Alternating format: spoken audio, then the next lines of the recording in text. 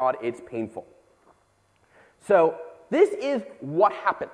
What happens is some company spends some number of millions of dollars on a certificate authority system. They hire the guys, they build the systems, they pay whatever. They're all the way in, and all of a sudden now they realize time and time again, oh my God, we need to deal with other companies. How do we deal with this? How do we make this happen? We need to be able to issue certificates that not only are valid for us, but are valid inside of other organizations. So what ends up happening is this can't be done securely. If you get a certificate that allows you to sign other certificates, that certificate is going to be valid for any name.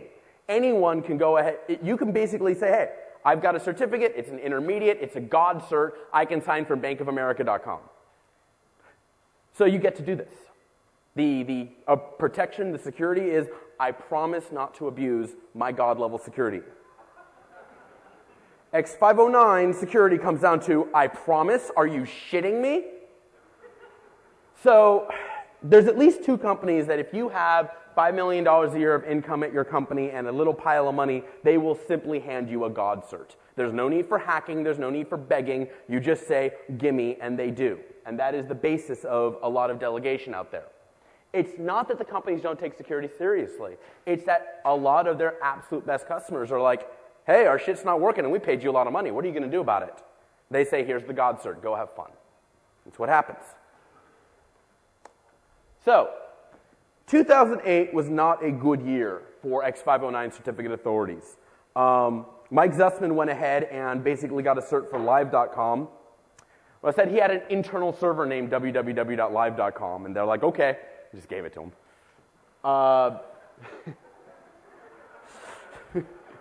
What? I name my servers weird things. It's alive.com. I broke it. I mean, when you break DNS, you happen to break SSL as well, and pretty much break almost all the certificate authorities out there.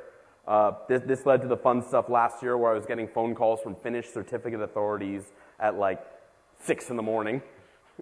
The BGP attacks by Avi Pilosov last year, he actually showed that any ISP could man in the middle pretty much any traffic on the internet if it so wanted and do so silently. Avi's attacks would actually allow it to see him to see those domain validation emails as well. So he was also in a position of being able to intercept SSL certificates. The big hack actually was at CCC last year, involved MD5. The MD5 algorithm has been known to be broken since approximately 1996. Don't worry, we're still using it everywhere. God damn it. The way this attack worked is you need to have a secure hashing algorithm. It kind of takes a fingerprint. So if you have some certificate, it says, hi, I'm Bob, or I guess in my case, hi, I'm Dan, that you need to have someone sign that. Sign that message that says, I'm Dan, and I Doc Sparrow research, and blah, blah, blah, blah, blah. First thing you do is you summarize it to a sort of fingerprint. This is what a hashing algorithm does. And then that fingerprint is what is signed. Well, to have a secure hash, it must be impossible for hi, I'm David, hi, I'm Jim, hi, I'm God, to have the same hash as hi, I'm Dan. And what happened is that the algorithm MD5 actually has what are known as collisions. You can actually have multiple messages hashed to the same fingerprint. So Stevens and Soderov did this really interesting work. What Stevens' contribution was he created what's called a chosen prefix attack.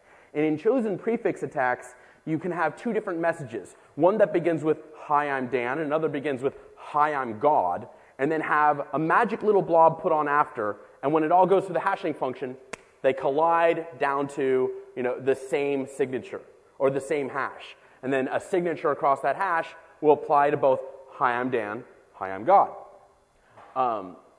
And they actually implemented this. I mean, this was not theoretical. They went ahead, they found a certificate authority using MD5 that was predictable enough with its serial numbers, and they actually, at CCC last year, released or just demonstrated a certificate that was a illicitly acquired God-level cert.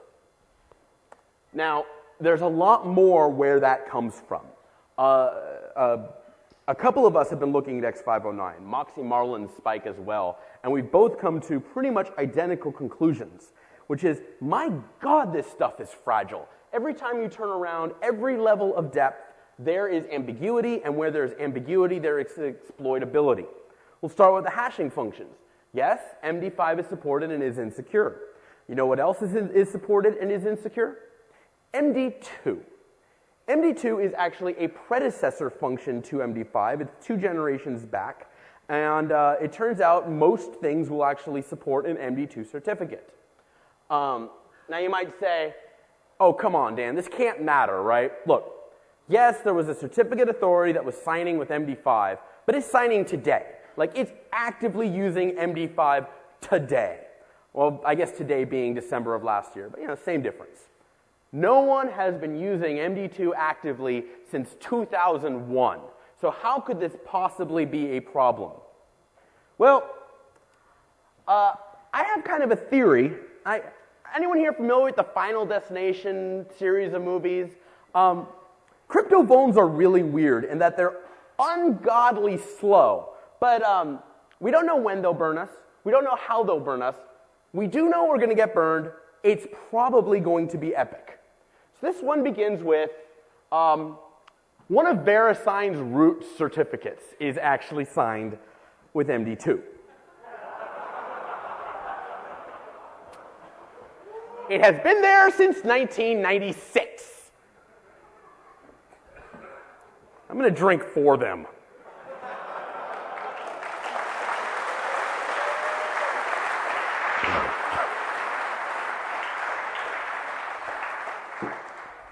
All right, look,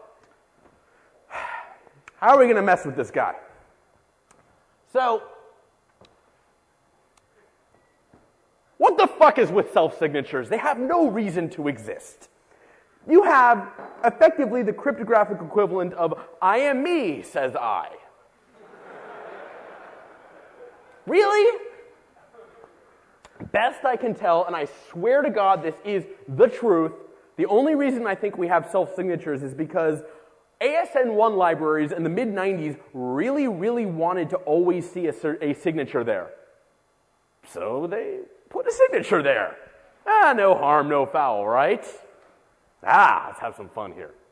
So you might ask, why MD2? Well, it was the 90s. It was the slowest algorithm, so it was considered the most secure. We didn't do security too well in the 90s. We don't do security too well now, but we really didn't do security too well in the 90s. There are many ways that a hash function can fail. A collision attack allows you to generate 2 things with the same hash. This is what Xiaoyun Wang actually demonstrated exploits of, starting from nothing, go ahead, make 2 things, give them the same signature. And I went ahead and my MD5 someday paper showed how to mess with that. Then last year, we saw the chosen prefix attack. This says, given 2 different things, I start off with them, fix them, make them collide. There's a third class of attack. This is called a preimage attack. This says, back in 1996, we created this MD2 hash. Could we create something else with that hash? In a preimage attack, you get to do that. Now, SHA-1 has nothing going on with preimages.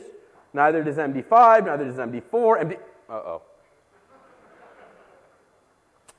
So, here's what you can do.